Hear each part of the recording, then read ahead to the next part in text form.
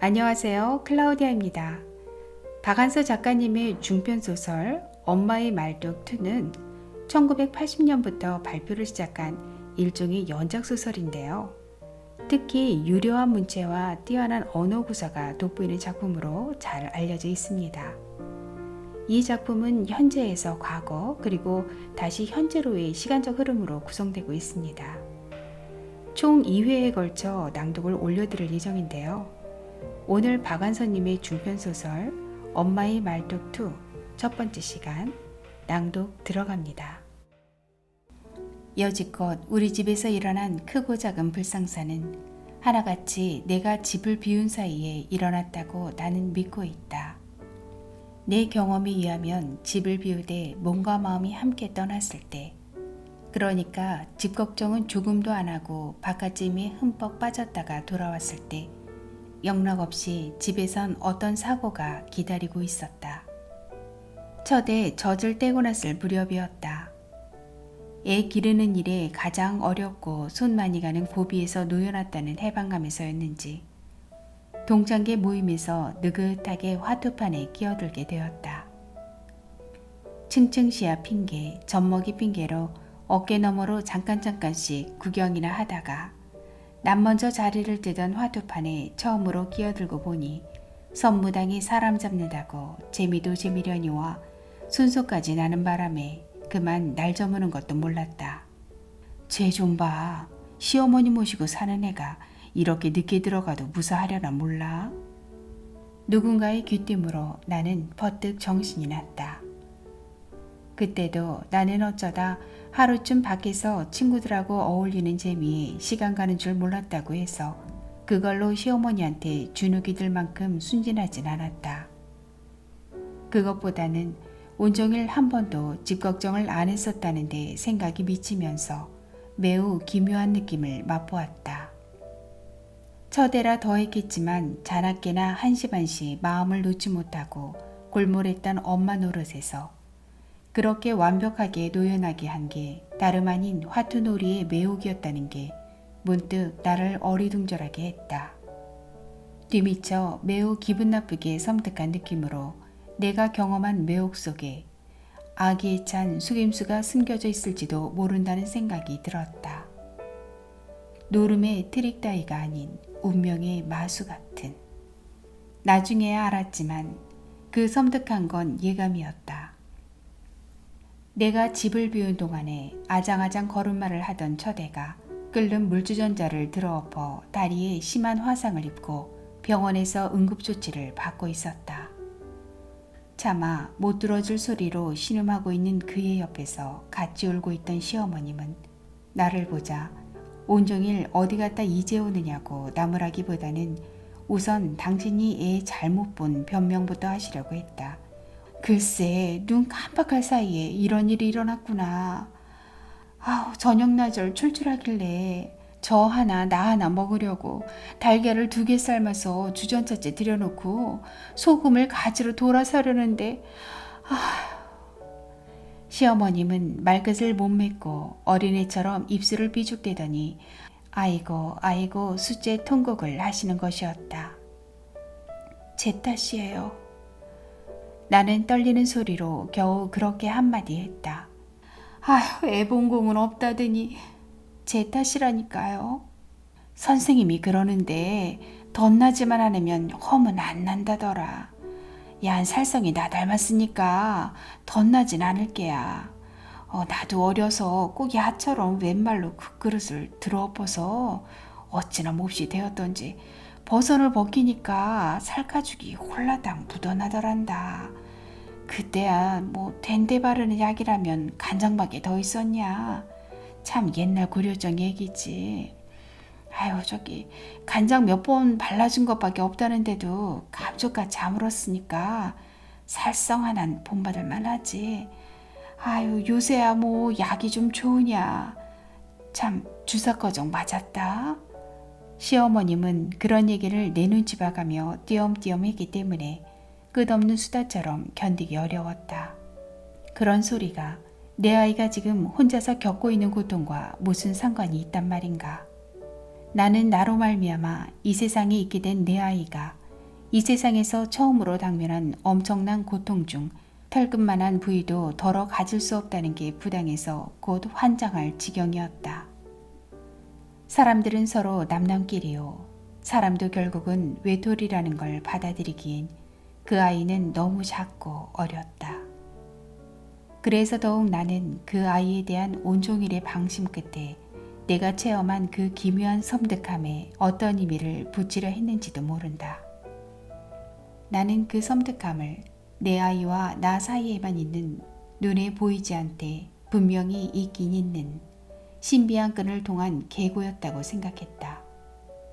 그것이 계고라는 걸 진작만 깨달았어도 이를 안 당할 수도 있었으련만 나는 내 미련함을 깊이 뉘우치고 다시는 미련하지 않을 것을 별렀다. 그때 내 아이의 화상은 시어머니의 살성을 닮았던지 약이 좋았던지 간에 조금도 흠집을 안 남기고 곱게 아물었다. 그 후 2살 터울로 아이를 넷이나 더 낳아서 도합 5남매를 기르려니 어찌 화상뿐이었으랴. 골절상, 낙상, 교통사고, 약물 중독 등 가슴이 내려앉고 하늘이 노래지는 사고를 수없이 겪게 되고 처음 사고가 그랬던 것처럼 빈번히 내가 집에 없는 사이에만 일어났다. 집안일에 대한 철저한 방심 끝에 오는 섬뜩한 느낌도 여전했으나 모든 일이 그렇듯이 그것도 타성이 붙으니까 조금씩 미심쩍어지기 시작했다. 그게 정녕 예감이나 계고라면 사고보다 미리 와야 마땅하련만 시간적으로 거슬러 올라가 보면 거의가 다 나중에 왔음을 알 수 있었고 사고마다 영락없이 내가 집을 비운 사이에 일어났다고 치더라도 내 핏줄과 관계없는 사고, 시어머니의 낙상, 보일러 폭발 사고, 도난 사고 등도 역시 나 없는 사이에만 일어날 건 또 뭔가 신기할 건 아무것도 없었다. 집안의 안전을 다스리는 사람이 없는 사이를 틈타는 게 사고의 속성일 뿐이었다.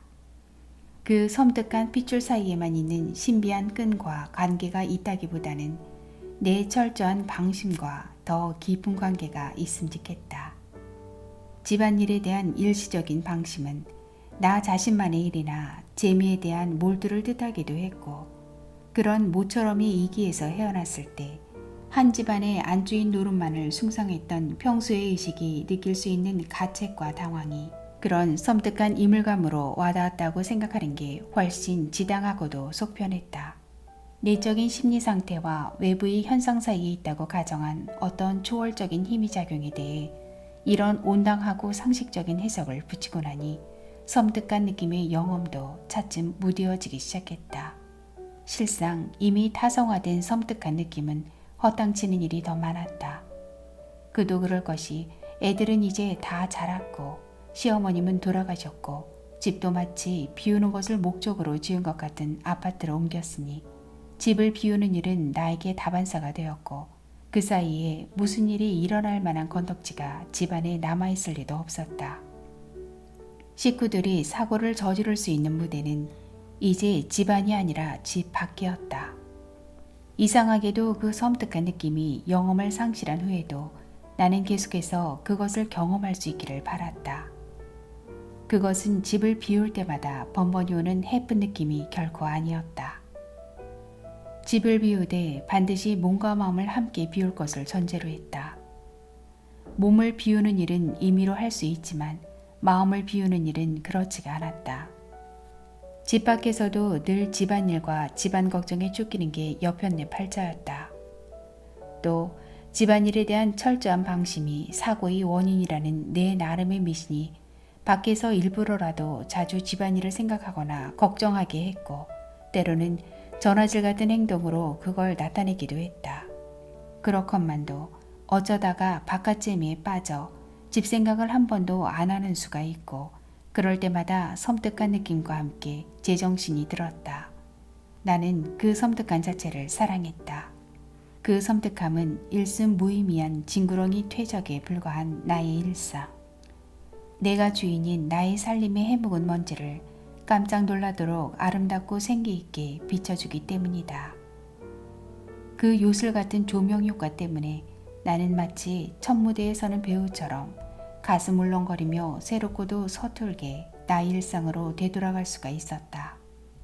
비록 일순위 착각에 불과한 것이더라도 권태가 행복처럼 먼지가 금가루처럼 빛나는 게 어찌 즐겁지 않으랴.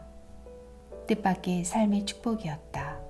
그뿐 아니라 불길한 것의 감지 능력이 거의 백발백중이었을 소실적의 그 기분 나쁜 섬뜩한 느낌 또한 나는 얼마나 사랑하고 있는지. 지금의 나의 안주인으로서의 당당한 권세, 일종의 터줏대감 의식도 실은 그 시절 그 느낌에 근거하고 있을 것이다. 나만 없어봐라. 이 집안 꼴이 뭐가 되나. 기껏 3박 4일쯤이 여행에서 돌아와 신나게 총재를 휘두르며 이런 푸념을 하는 것도 실은 그 시절의 영광이 헛된 반추에 지나지 않을지도 모르겠다. 그럴 땐 나 없는 동안에 잘못된 건 장식장 선반에 뿌연 먼지와 방구석에 쑤셔박아 놓은 양말짝이 고작이라는 게 오히려 섭섭할 지경이었다.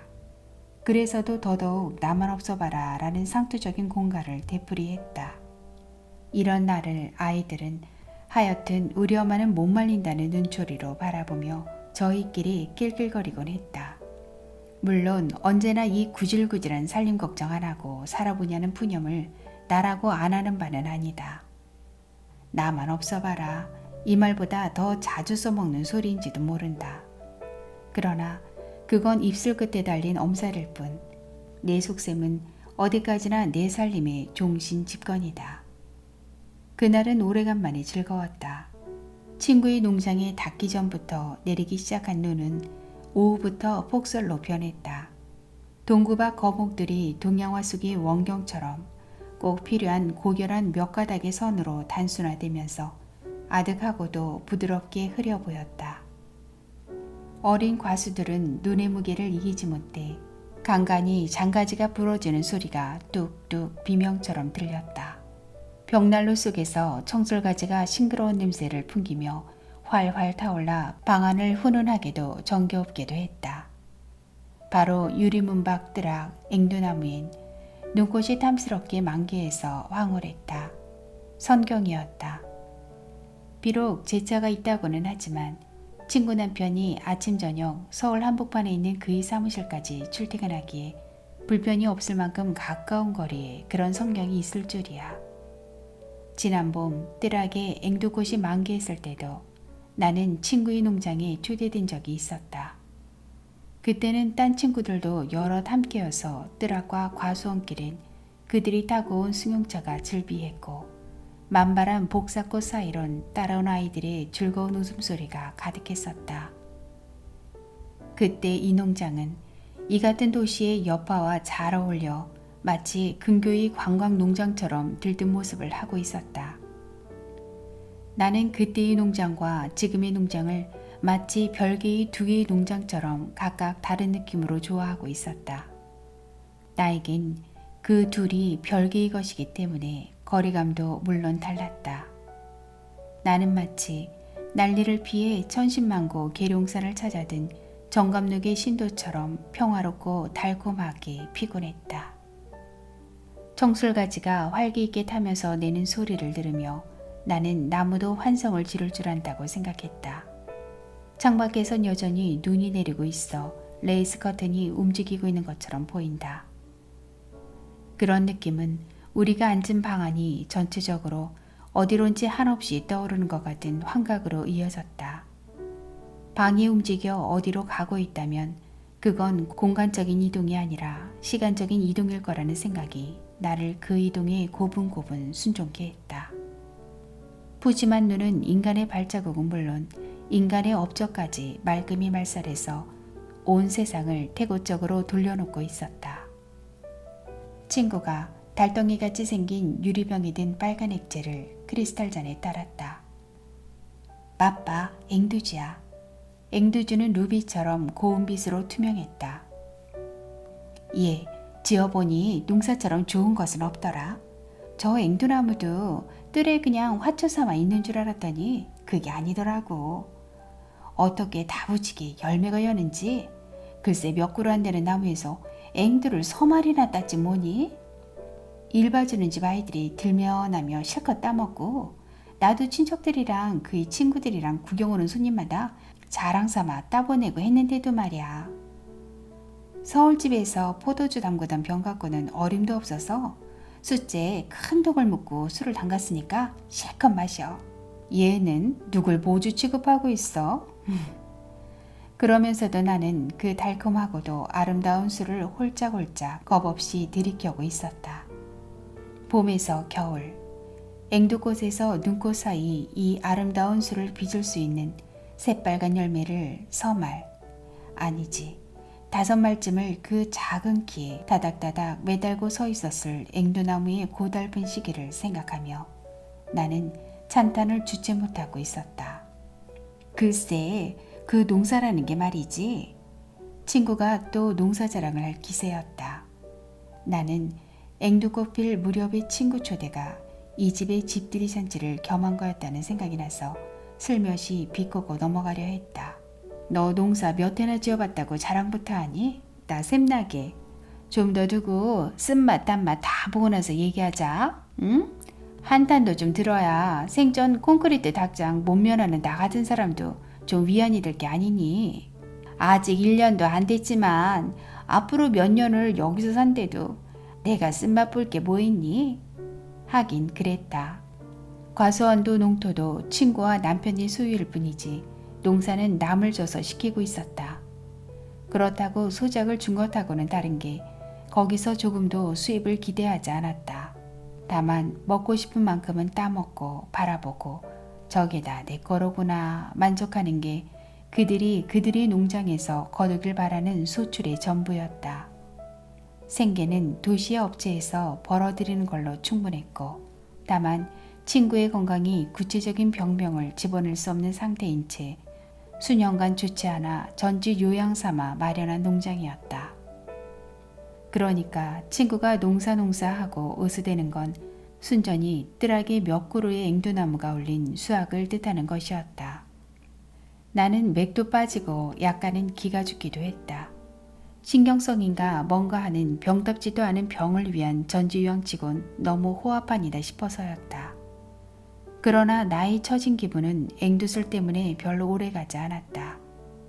나는 술이 들어가기 시작하면 딴 사람처럼 기분이 고조되고 말이 많아지고 웃음이 해퍼지는 버릇이 있었다. 꼭꼭 싸둔 생각, 황당한 불안, 맺힌 마음이 거침없이 술술 말이 되어 넘쳤다.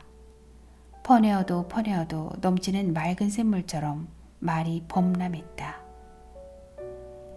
듣는 상대방에게도 그게 맑은 샘물이 될 것인지 구정물이 될 것인지는 내 아랑곳할 바도 아니었다. 오로지 나는 내 속에 갇힌 것들이 말을 통해 자유로워지는 쾌감에 급급했다. 그건 또한 내가 그것들로부터 자유로워진 느낌이기도 했다. 나는 그런 방법으로 자유를 맛보고 있는지도 몰랐다.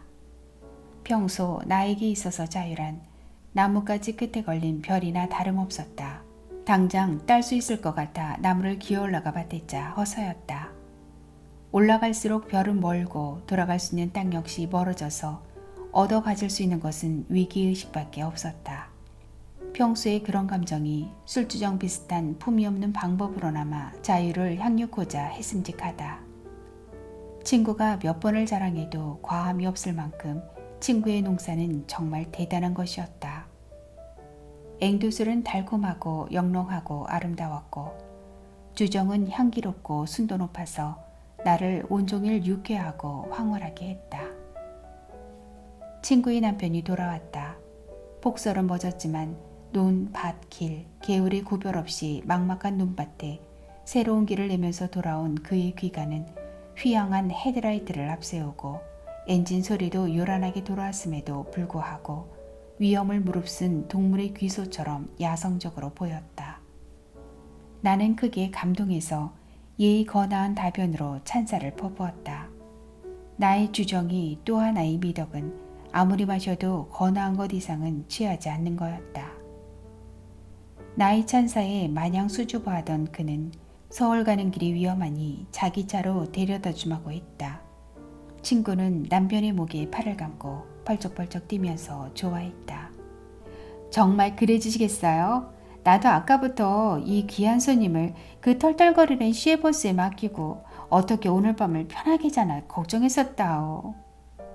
덜덜거리는 시내버스나마 다니는 줄 알아. 지레 겁을 먹고 벌써부터 안 다닌다고. 주무시고 가신다면 모를까. 가시려면 내 차가 유일한 교통수단이야. 그러니까 나를 쫓아보내려면 별 수 있겠느냐는 그의 다음 말을 취중에도 총기 있게 짐작하고 얼른 자리를 떴다. 당신 졸면서 운전하면 난 싫어. 그러더니 친구도 따라 나섰다. 친구 부부가 나란히 앞자리에 앉았기 때문에 나는 뒷자리에서 안심하고 깊은 잠에 빠졌다. 얼마 동안 걸렸는지 친구 부부가 나를 엘리베이터에 쑤셔받고 가버린 후에야 겨우 잠에서 깼다. 콤팩트를 꺼내려고 핸드백을 여니까 맨 위에 웬 껌이 한 통 들어있었다. 이거 씹어 냄새 안 나게. 친구가 그러면서 내 핸드백에 쑤셔넣던 생각이 어렴풋이 났다. 어디쯤에서였더라까지는 생각이 안 났지만 남편과 아이들 앞에 술 냄새 풍기지 않고 귀가하길 바라는 친구의 자상한 마음은 알고도 남았다. 그러고 보니 친구가 내 집 생각을 해줄 때까지, 아니 그 후까지 어쩌면 나는 단 한 번도 집 생각을 안 한 것이다. 집으로부터의 완전한 방심. 여기에 생각이 미치면서 그 섬뜩한 게 또 등덜미를 지나갔다. 그것은 내가 여지껏 경험한 섬뜩함 중에서도 최악의 것이었다. 마치 나의 맨살 위로 피가 찬 기어다니는 짐승이 기는 것 같은 느낌을 맛보았다. 그 느낌의 생생한 현실감에 비기면 하루의 청유는 꿈처럼 자체 없이 헛된 것이었다. 나는 휘청거렸다. 술기운 때문이 아니었다. 술은 이미 맑음이 깨 있었다. 내 나이를 생각했다. 이제 재난이나 화를 견딜 수 있을 것 같지가 않았다. 앞으론 내가 식구들의 화가 되는 게 순서, 아니 권리일 것 같았다. 근래에 와선 섬뜩한 느낌이 허탕을 친 경우가 더 많았음에도 불구하고 나는 내 식구 중 하나가 당하고 있을 재난을 조금도 의심하지 않았다. 그만큼 그날의 섬뜩함은 각별하고도 새로웠다. 엘리베이터가 멎고 문이 열렸다. 거기 나의 식구들이 고스란히 그리고 무사하게 서 있었다. 마치 제막된 동상처럼. 정말 동상으로 고정된 사람처럼 그들은 나를 보고도 꼼짝도 안 했고 꿈인 듯 대면대면한 표정도 고치지 않았다. 숫째 나를 몰라보는 것 같았다. 그런 일이 있을까? 그야말로 재난이었다.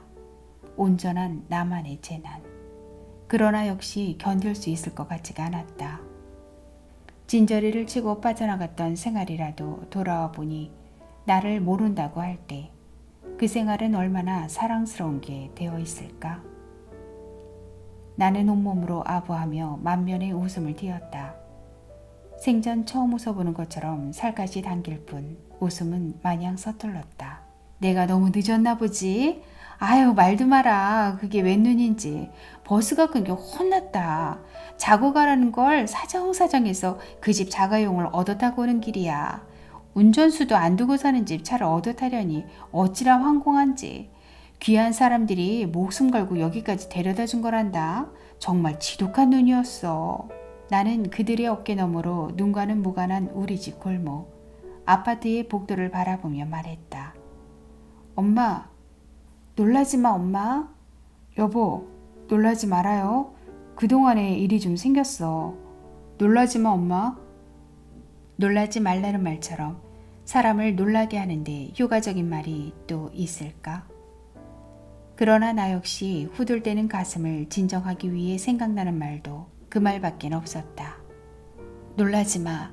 내 식구는 내 눈앞에 저렇게 건재하지 않니? 사람이 성한 그 나머지 재난 같은 건 나는 하나도 안 무서워. 안 무섭고 말고. 설사 그들이 공모를 해서 나를 생전 모른다 하기로 작정을 했다고 하더라도 놀랄 건 없어. 놀라지 말자. 외할머니가 다치셨대 엄마. 눈에서 넘어지셨는데 중상인가 봐. 정신을 잃으셨는데 아직 못 깨어나셨대. 엄마 오시기를 얼마나 기다렸다고요. 기다리다 못해 우리끼리 먼저 지금 병원 가는 길이야. 당신도 같이 갈래? 식구들이 모두 한마디씩 했다. 나를 비난하는 투는 조금도 없었는데도 나는 부끄러워 그들로부터 숨어버리고 싶었다. 아니에요. 얼른 먼저들 가세요. 곧 뒤미 저 갈게요. 가슴이 떨리고 다리도 떨리고. 나는 울먹이며 화끈대는 얼굴을 두 손으로 감쌌다. 거봐, 엄마 쇼크 받았잖아. 그렇게 한꺼번에 말해버리는 게 어디 있니? 어때? 아무 때 알려도 알려야 할 건데. 그래. 자식이 나쁜 일 당한 걸 부모에게 속이는 건 봤어도 부모한테 일 생기는 거 자식한테 숨기는 거 못 봤다. 아이들 사이에서 작은 말다툼이 생겼다. 남편은 말없이 아이들 중 하나를 쇼크받은 아내를 위해 떼어놓고 먼저 병원으로 갔다. 나는 그 아이마저 떼어놓고 내 방을 걸어 잠그고 방바닥에 쓰러졌다. 충격 때문이 아니라 부끄러움과 졸음 때문이었다. 나 없는 동안에 일어난 재난의 당사자가 내 식구가 아니라 친정어머니라는 걸 알아들으면서 속으로 나는 얼마나 안도하고 기뻐했던가. 그 사실이 나를 심히 민망하고 부끄럽게 했지만 그런 죄책감조차 별로 절실하지도 못해 드립다 잠이 쏟아져서 견딜 수가 없었다. 나는 나에게 힘이 되어주려고 집에 남아서 어쩔 줄을 모르고 있는 아이에겐 끝내 슬픔을 가장한 채 허겁지겁 잠속으로 빠져들었다. 마치 불륜의 쾌락처럼 단잠이었다. 짧고 깊은 잠에서 깨어났을 때 찬물을 끼얹듯이 제일 먼저 떠오른 생각은 내 아이들이 나에게 가장 가까운 육친이듯이 어머니 역시 가장 가까운 육친이라는 거였다. 소위 말하는 일촌 사이가 서로 동등하거늘 나는 내 아이들 대신 어머니가 당한 재난을 마치 타인에게 그것을 떠맡긴 양 다행스러워했던 것이다. 더군다나 어머니에게 나는 단지 하나 남은 일촌이었다. 나에겐 5씩이나 있어도 얼고 떠는 일촌이 어머니에겐 하나밖에 남아있지 않았다. 자식 사랑이 결코 그 수요에 따라 수박종 나누듯이 분배되어 줄어드는 게 아니라는 뜻으로 10손가락 깨물어 안 아픈 손가락이 있느냐는 속담이 있다. 그렇더라도 하나밖에 안 남은 손가락에 대한 집착과 애정은 도대체 어떤 것일까? 그 생각이 나를 소스라치게 했다. 6.25 때 여인 오빠 생각이 났다. 친척이나 이웃 간에 효자로 널리 알려졌던 오빠였다. 소년 시절의 그의 모습이 선연하게 떠올랐다. 엄마와 오빠와 나. 세 식구가 한창 공공했을 적 엄마가 바느질 품 판돈을 졸라 군것질을 일삼다 마침내 구멍가게 유리창까지 깨뜨려 엄마에게 큰 손해를 입힌 나를 그는 인왕산 성터로 데리고 올라가 눈물로 매질을 했었다. 그때의 매질이 나를 두들겨 일으킨 것처럼 잠은 깨끗이 사라지고 그는 참으로 오래간만에 나에게서 가까이 있었다. 그때의 그의 눈물이 지금도 나를 울게 했다. 그를 가까이 느낄수록 그를 잃었다는 상실감도 그만큼 컸다. 어머니에게 무슨 일이 나든 그것을 제일 먼저 책임져야 할 사람은 나밖에 없다는 걸 더 회피할 수가 없었다. 나는 몸과 마음을 가다듬고 병원으로 향했다. 뜻밖에도 어머니는 의식을 회복해서 나를 보자 희미하게 웃기까지 하셨다. 오빠가 남긴 두 아들이 이젠 오빠보다 훨씬 더 나이를 먹어 의젓하게 처자식을 거느리고 있고 거기다 우리 집 대식구까지 앞에 응급실의 어머니의 병상은 제법 근엄했다.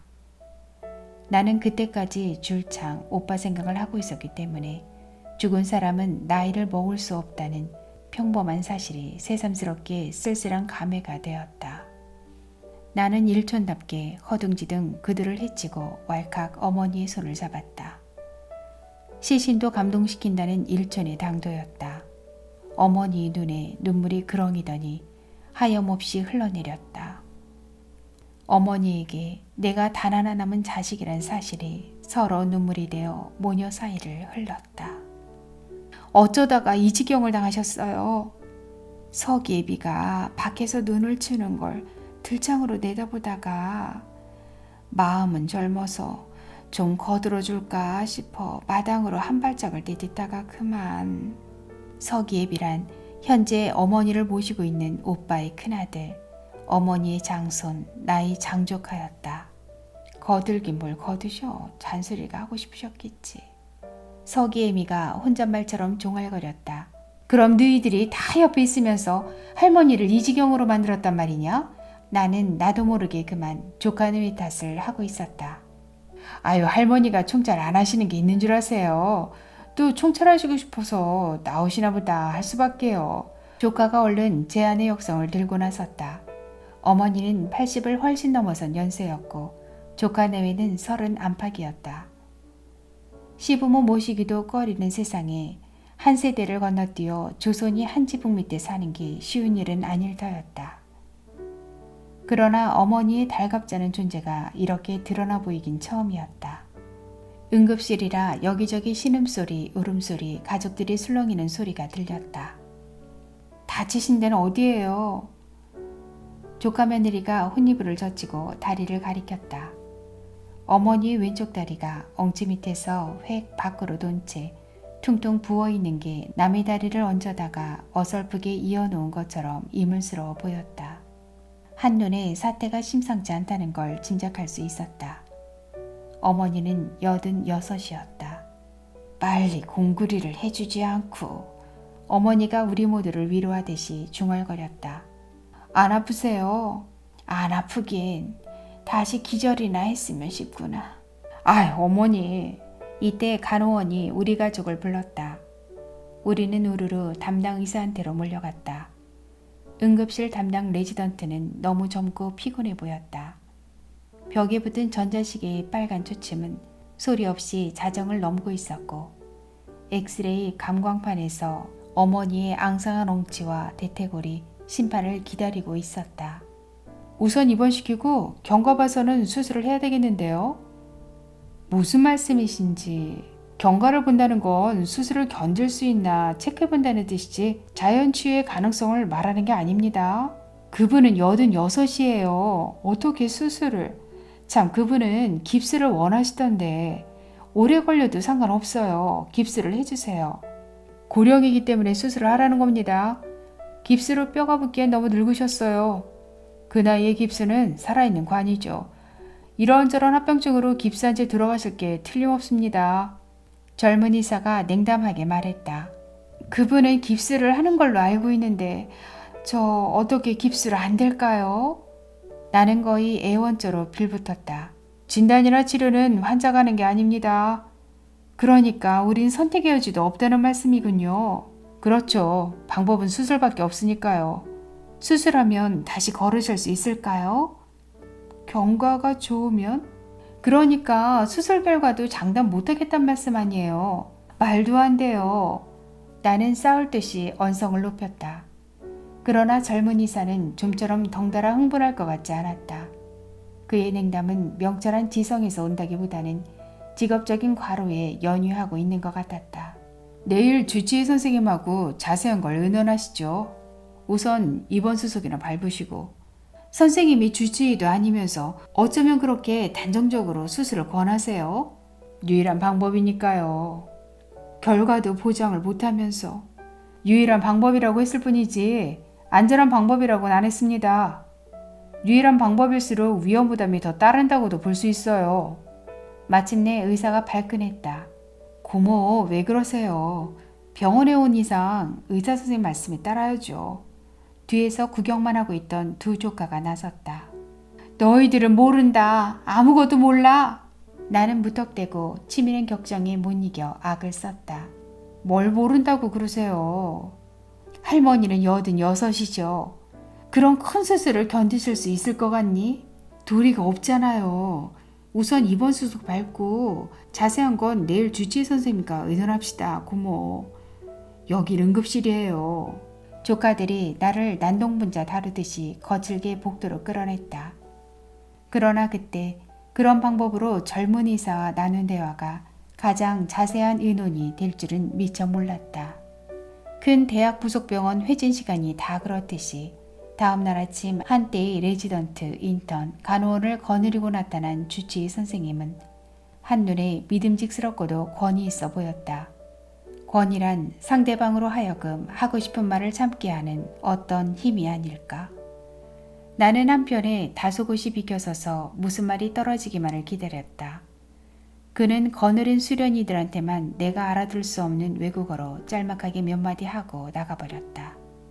나는 허둥지둥 뒤따라 나갔지만 수련이 중에 섞여있던 어젯밤의 응급실 당직기사를 붙드는 게 고작이었다. 그는 내가 묻기 전에 수술 날짜는 4월쯤 후가 될 거라고만 말하고 다른 병실로 사라졌다. 그 4월 동안에 주치의를 이리저리 쫓아다녀서 알아낸 건 골절된 부위가 과히 예후가 좋지 못한 부위라는 것, 저절로 진이 나와서 붙을 걸 기대할 수 없는 연세이기에 금속을 집어넣어서 뼈와 뼈를 잇게 하는 수술은 불가피하다는 것, 간단한 수술은 아니라는 것들이었다. 주치의가 그 많은 말을 한꺼번에 다 한 게 아니라 어렵게 마지못해 한마디씩 한 걸 내 상상력으로 뜯어맞추면 대강 그런 뜻이 되었다. 그의 권위에 주눅이 들어선지 과묵이란 전염성이 있는 건지 나는 아무리 벼르던 말도 그 앞에선 제대로 다 말하지 못했다. 주치의가 가족들을 답답하게 하는 것처럼 가족들 역시 어머니를 답답하게 했다. 예, 숫제 접고론으로 갈걸 그랬나 보다. 어긋난 뼈 맞추는 데는 아무래도 접고론이 신유하다는데 괜히 병원으로 끌고 와가지고 너희들 큰돈 없애게 생겼다. 얼른 부러진 데를 맞춰서 공구리 할 생각은 안 하고 이 꺼풀만 남은 늙은이 피는 왜 맨날 빼가고 검사는 무슨 놈의 검사가 그리 많은지. 아픈 거 참는 것도 참는 거지만 그게 하나라도 공짜일 리가 있냐. 공구리만 해서 내보내자니 억울해서 잔뜩 돈을 뜯어낼 짐산인가 본데 너희들이 가서 궁색한 수를 좀 해야 한다. 아이고 다리야. 이게 내 다리인가 내 왼수인가. 공구리를 하고도 이렇게 아프려거든. 제발 지금 죽여줘서 죽여줘. 자식 앞세우고 남 부끄러우리 만큼 오래 살았으면 됐지. 무슨 또 죄가 남아서 이 몹쓸 고생을 앓고.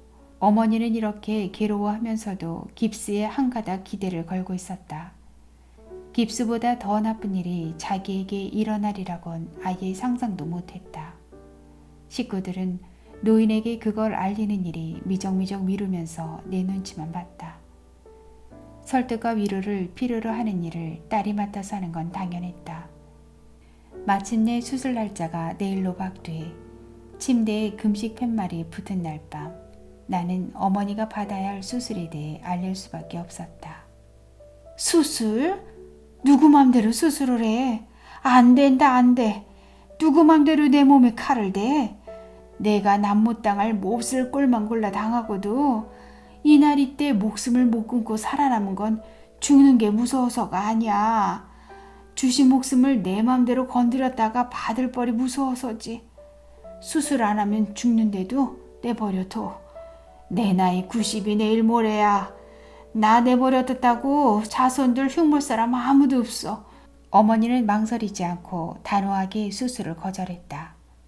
이미 장손이 수술 동의서에 2장까지 찍은 후였고 내일 아침 어머니를 수술실로 보내는 일은 어머니의 의사와는 상관없이 자동적으로 대기되어 있었다. 그러나 나는 어머니 육신에 그런 모욕을 가하고 싶지 않았다. 퉁퉁 부어오른 한쪽 다리를 뺀 어머니의 나머지 육신은 뭉치면 한 줌도 안 될 꺼풀처럼 가볍고 무력해 보였다. 그 작은 육신에 남아 자존심이라는 게 남아있는 이상 앞으로 당할 일을 알고 있을 권리가 있을 것 같았다. 그것은 어머니 속으로 난 단 하나밖에 없는 자식으로서의 애정이자 미움이기도 했다. 나는 망설이지도 감추지도 않고 내가 아는 한 소상하게 어머니가 받아야 할 수술에 대해 설명을 했다. 대퇴골 골절을 부러진 막대기에 비유할 여유마저 생겼다. 생각해 보세요. 부러진 나무 막대기를 꼭 이어서 써야 할 일이 생겼을 때 악교풀로 있는 게 더 튼튼하겠어요? 세부치로 끼고 나사로 재는 게 더 튼튼하겠어요? 더군다나 악교풀이 모자라거나 아주 없을 땐 어떡하겠어요? 두려워하실 거 조금도 없어요. 박사님이 어머니의 부러진 뼈에다 세부치를 끼고 튼튼히 이어놓을 테니까요. 단 며칠을 사셔도 수족을 쓰셔야 그게 사시는 거죠. 안 그래요, 어머니? 뜻밖의 어머니 얼굴에 밝은 미소가 떠올랐다. 그동안 정기 없이 흐려졌던 눈도 난데없이 꿈꾸는 소녀의 눈빛처럼 은은하게 빛났다. 그러니까 지금도 뼈 부러진 데는 상골이 제일이란 말이지. 네? 나는 어머니의 말뜻을 전혀 알아들을 수가 없을 뿐더러 돌변한 어머니의 태도는 막연히 기분 나쁘기까지 했기 때문에 생급스러운 소리로 악을 썼다. 의술이 제 아무리 발달해도 뼈 부러진 데는 상골밖에 없다고. 상골이 제일이고 말고 상골은 영약인걸.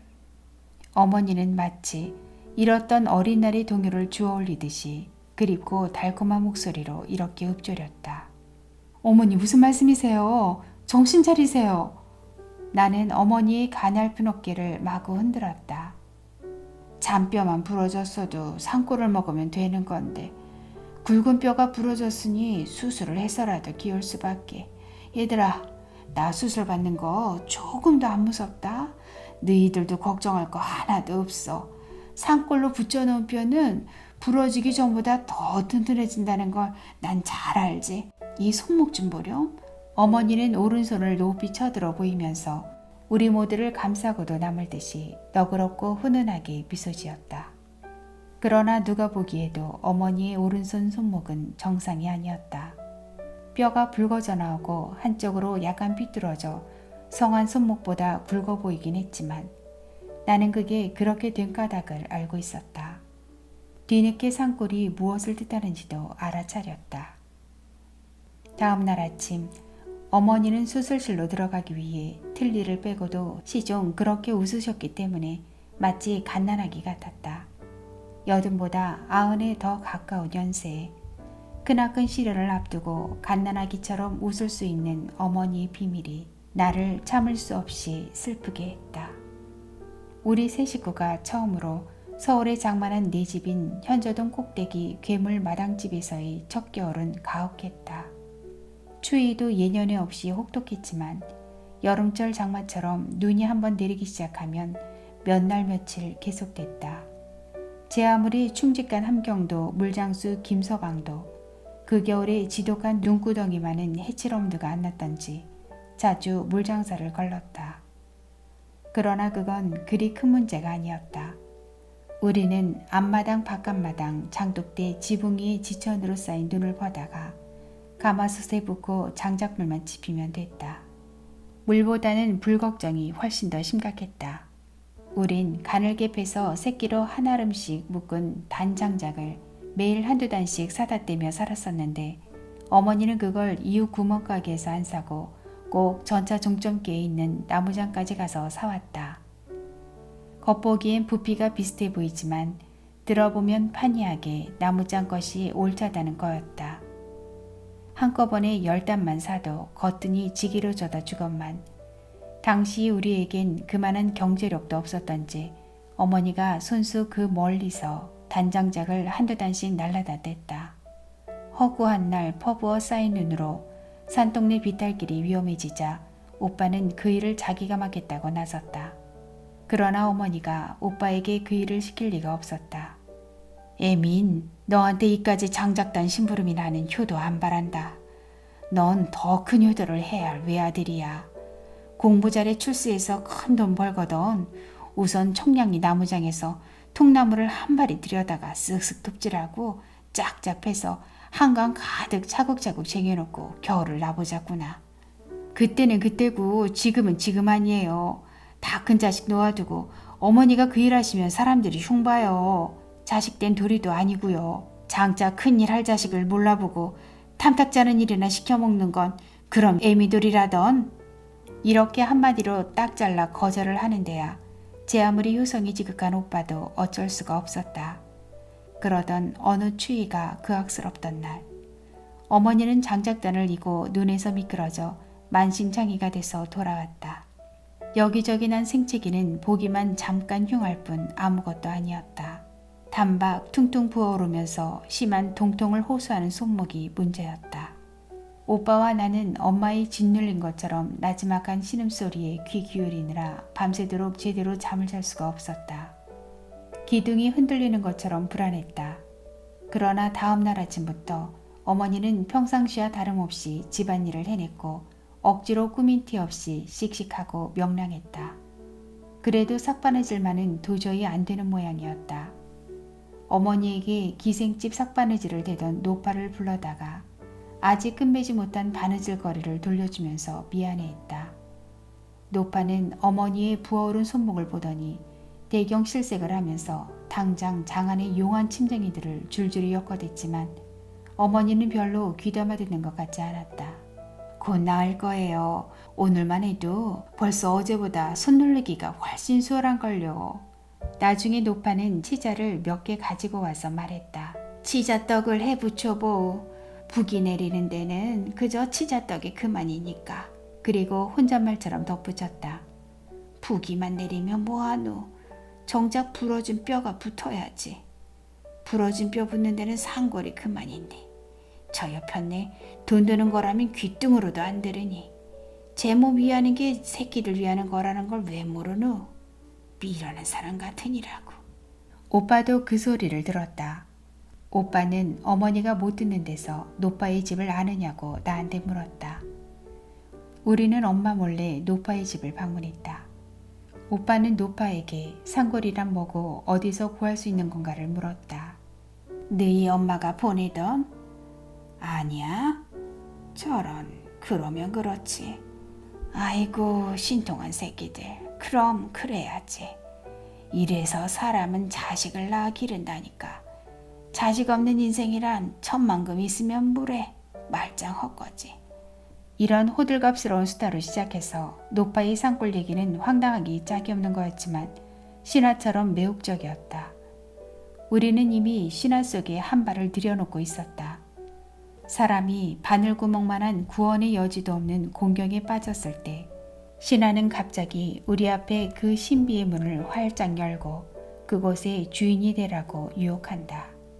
산골이 나는 굴은 우리나라에 하나밖에 없는데 현저동에서 과히 멀지 않은 무악재 고개 마루턱에 있다고 했다.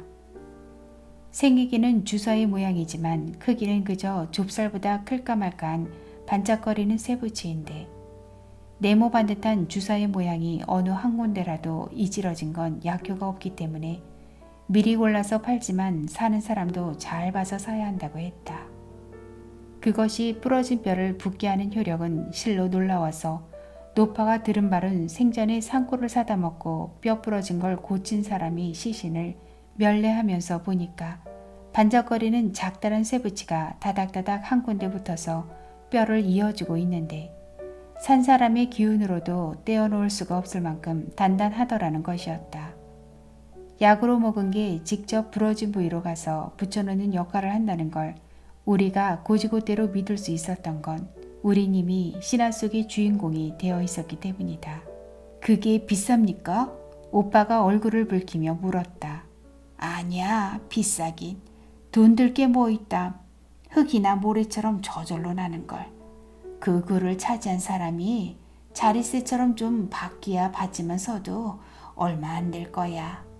병원이나 침쟁이한테서 못 고진 사람들도 오지만 침 한 대 맞을 형편도 못 되는 사람 거 정도 오니까. 가자. 우리 남매는 눈구덩이를 뚫고 무악재 고개를 더듬어 올라갔다.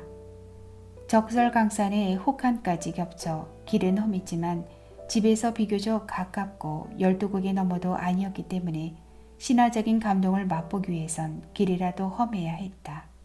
묻고 물어서 당도한 산골굴은 암벽에 반지문이 달린 굴속이었다. 대낮인데도 촛불을 켜놓고 있었다.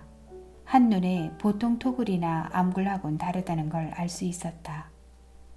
벽이고 천장이고 온통 반짝이는 쇠붙이로 뒤덮여 있었다. 오돌토돌 모자이크된 잣다란 쇠붙이들이 촛불이 출렁이는 대로 물결처럼 흔들려 신비한 몽환의 세계를 이루고 있었다. 산골굴의 주인은 흰 무명 두루마기를 입은 젊은 남자였다. 만약 그가 나이 들고 흰 수염이라도 기르고 있었더라면 우리 남매는 다짜고짜 그의 발밑에 몸을 던지고 어머니를 위한 영약을 주십사 간절히 빌었을지도 모른다. 그러나 그 젊은 남자도 우리 마음으로 신격화시키기에 충분했다. 세상 사람들하고는 다르게 빼빼 마르고 멍한 게 영적으로 보였다. 그 남자와 비교해보니 오빠가 다 자란 건강한 청년이라는 것도 새삼스럽게 나를 감격해 했다. 나는 그 남자를 우러러보면서 오빠에게 찰싹 매달렸다. 오빠는 그 남자에게 공손히 인사를 하고 나서 용건을 말했다. 남자는 두 자루의 촛불이 켜진 소반으로 가서 상고를 고르기 시작했다. 노파의 말대로 그 굴에선 무진장나지만 산골이라고 다 약이 되는 게 아니라 어느 한 군데도 이지러지거나 삐뚤어진 데 없이 정확한 6목 꼴이어야만 비로소 신유한 약효가 나타난다는 거였다.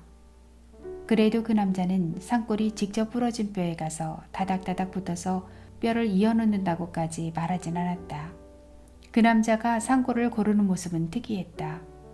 소반 앞에 단정히 꿇어앉아 조는 듯 미미하게 고개를 끄덕이며 한 대나 되게 쌓인 산골 중에서 몇 알씩을 집어내어 흰 종이에 쌌다.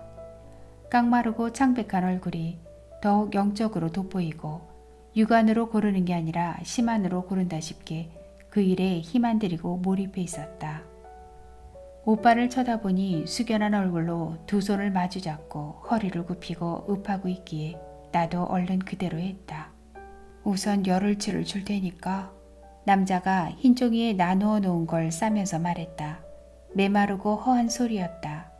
신령님께 정성 들이면 약효가 더 있을 것이니까 이리 와봐. 소반 말고 굴속이 가장 후미진 곳에도 두 자루의 촛불이 켜져 있었고 산골로 된 자연이 단 위에 신령님의 영정이 모셔져 있었다. 단에는 정화수를 떠놓은 불기가 있고 10전짜리, 50전짜리 동전도 흩어져 있었다. 자, 신령님께 절하고 약값 가져온 거 있으면 신령님께 바쳐. 그리고 이 정성 받으시고 영험을 내려주십사 빌어. 이렇게. 오빠는 그대로 했다. 꾸벅꾸벅 절을 하고 또 했다. 내가 평소 오빠를 속으로 깊이 사랑하면서도 어려워해서 깍듯이 예절로 대했던 것은 10년이나 되는 연령차도 있었지만 함부로 할 수 없는 오빠의 특이한 사람됨 때문이었다. 어떤 깜깜한 무지도 꽤 많은 미신도 현혹시킬 수 없을 것 같은 명석함과 떳떳함은 오빠의 사람됨이 가장 뚜렷한 특징이었다. 나는 가난한 동네의 미천한 사람 속에서 오빠의 그런 인품이 저절로 돋보이는 걸 마치 자신의 때때옷처럼 자연스럽게 여겨왔다. 그런 오빠가 어린 눈에도 서투른 솜씨임이 빤히 드러나는 소각한 신령님의 영정에 수없이 머리를 조아리고 있었다. 이상하게도 오빠의 이런 미신적인 의식은 그의 떳떳함을 한층 돋보이게 할지언정 조금도 모순되어 보이지 않았다. 정성이 그 극치에 이르면 서로 반대되는 방법까지도 화합하게 하는 것인지 나는 누가 시키지 않았건만 공손하게 읍하고 오빠가 올리는 의식을 지켜보았다. 오빠가 신령님 앞에 바친 돈이 산골값으로 넉넉한 것이었는지 모자라는 것이었는지 모르지만 오빠의 정성은 그 산골 장수까지도 흡족하게 한 것 같았다. 아까는 우선 열흘만 잡숴보라고 했는데 보아하니 더 잡술 것도 없이 열흘 안에 거뜬해질 것이구먼. 내 말 틀림없으니 두고 보소. 이 산골이라는 게 약기운보다는 신기운을 더 타는 영물인데 젊은이 효성이면 어떤 신령님인들 안동하고 배기겠소. 더구나 우리 신령님 영검이 어떻다고. 오빠의 산골이 어머니를 감동시킨 건 말할 것도 없다.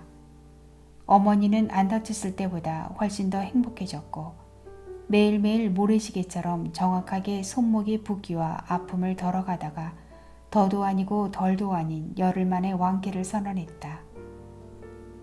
어머니의 설명에 의하면 그곳에 산골이 모여서 뼈를 붙여주고 있기 때문이라는 거였다.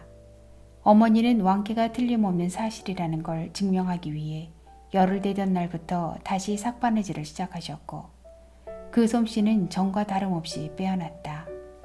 어머니는 또 산골 먹고 붙은 뼈가 얼마나 튼튼하다는 걸 과시하기 위해 우리 앞에서 무거운 걸 번쩍번쩍 들어보이길 즐기셨다. 영천시장에서 장작을 날마다 한두 단씩 사다 떼는 버릇도 여전했다. 해동할 때까진 오빠가 그 일을 하겠다고 해도 어머니는 막무가내였다. 걱정 마라, 야.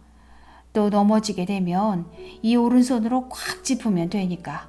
내 오른손목은 이젠 예전과 달라. 무쇠보다 더 튼튼한걸. 이렇게 뽐내면서 보기 싫게 삐뚤어진 손목을 휘둘러 보였다. 여기까지 중간 정도 함께 낭독하셨고요. 다음 시간에 엄마의 말뚝 2 두 번째 시간 함께 하겠습니다. 긴 시간 함께 해주셔서 감사하고요. 오늘도 행복하세요. 구독과 좋아요 그리고 알림은 큰 힘이 됩니다.